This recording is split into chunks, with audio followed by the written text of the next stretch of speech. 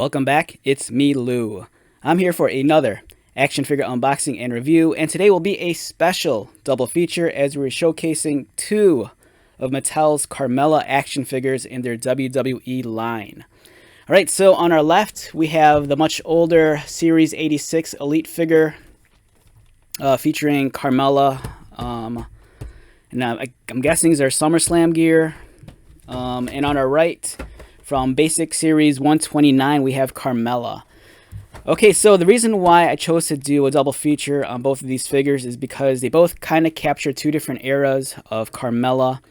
The one on the left is kind of, I think when you think of Carmella from the last, 5 or so years, this is probably what comes to mind. This is when she was wearing her much more sportier gear. Carmella's had tons of figures in the past, and I've been wanting to buy this figure for some time now, but it's becoming like a rarity in my neck of the woods, and I finally came across, I think, the last one I've seen in a while out in the wild, and I'm like, you know what, let's just pull the trigger on this. I might not find it again, and it was on sale, so that helped a lot. So we have Carmella from Staten Island, New York, finisher Code of Silence, standing in at 5 feet 5 inches. Here's some of our highlights. And like I mentioned, this is a much older wave from some years ago.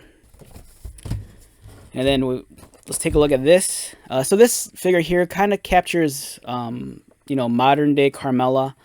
Unfortunately, it doesn't have the glitz, glamour, and accessories of an Elite action figure, but nonetheless, it's a little bit more affordable. And beggars can't be choosers. So for me, it's kind of like I kind of want a modern version of Carmella, so I'll just have to settle on this one for now. I don't want to say plain looking figure, but, with it being an Elite, it's not as, as awesome as it could be. Even though it kind of captures her gear right here, you can't really recreate the sparkles and glitter effects on her gear, although there is a faint hint of glitter if you look close enough. On the back, she's listed as a grappler. Her signature moves, Code of Silence, and the Mela Buster. And Series 129, this is a great wave right here. I think all these figures are fantastic. I like the Dominic and the Noam Dar a lot also.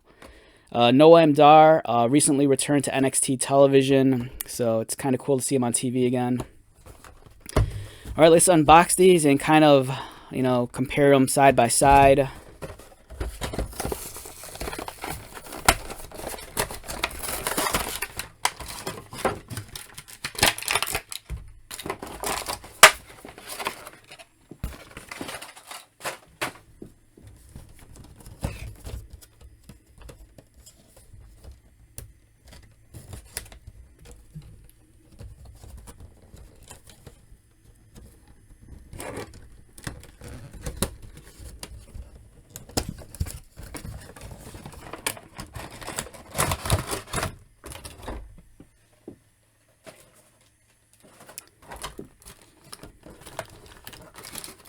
Alright, so for Mela, she comes with extra pair of hands, and I think this is her jacket. Oh no, these are her pants. Oh, that's cool. Alright, so yeah, she comes with an extra pair, or she comes with a pair of pants, which is awesome. But for this review, let's just focus predominantly on the figure. Alright, so we have two different versions of Mela representing two different eras. This right here, I think, kind of captures her look from 2018, I believe, which was some years ago. And then this is kind of much more modern Carmella. Definitely very different looks for both versions. The Carmella from yesterday was a lot more sportier in her gear, whereas the newer Carmella, she's a lot more, for lack of a better term, much more sultry in her appearance and persona. Two very different head sculpts. The one on the left you can see is a lot more playful versus the one on the right.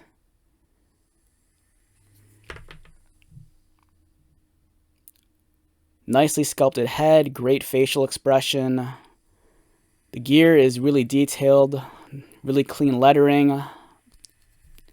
Beautiful color scheme with the black contrasted against the pink and white.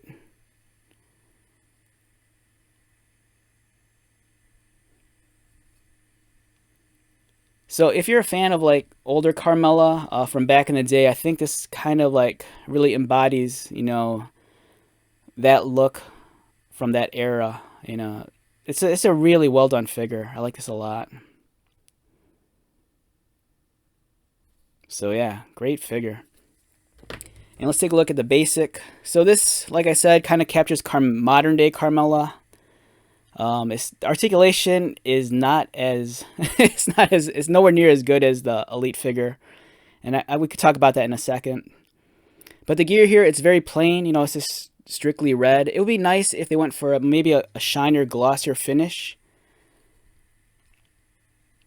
But for the price point, it's decent. It still bothers me that with the female figures, they kind of had that bent wrist on the open palm. And let's talk about the articulation real quick before we wrap up. So of course the heads rotate, but the Elite figure features such higher range of articulation. There's more points. So you could recreate her signature moves and poses. It's pretty much twice the articulation of the basic. The basic doesn't do a whole lot. But then again, I think if you're a kid, they're fun to play with. And if you're a parent, it's a much more affordable option. Also, if you're a casual collector, for me, I had a friend back in the day that he collected, basics more so than Elite figures just because they were so affordable. So essentially paying twice as much for an Elite figure. But, different price ranges for different folks, so... But nonetheless, two great action figures. Can't recommend these enough. Alright, so with that being said, let's wrap this one up. Once again, my name is Lou. If you're new to my channel, welcome. If you are a returning viewer or subscriber, thank you so much for your continued support. I greatly appreciate it. So until the next video, be safe, take care of yourself, buy lots of toys, and most importantly, be happy. And I'll see you at the next one. Alright, later.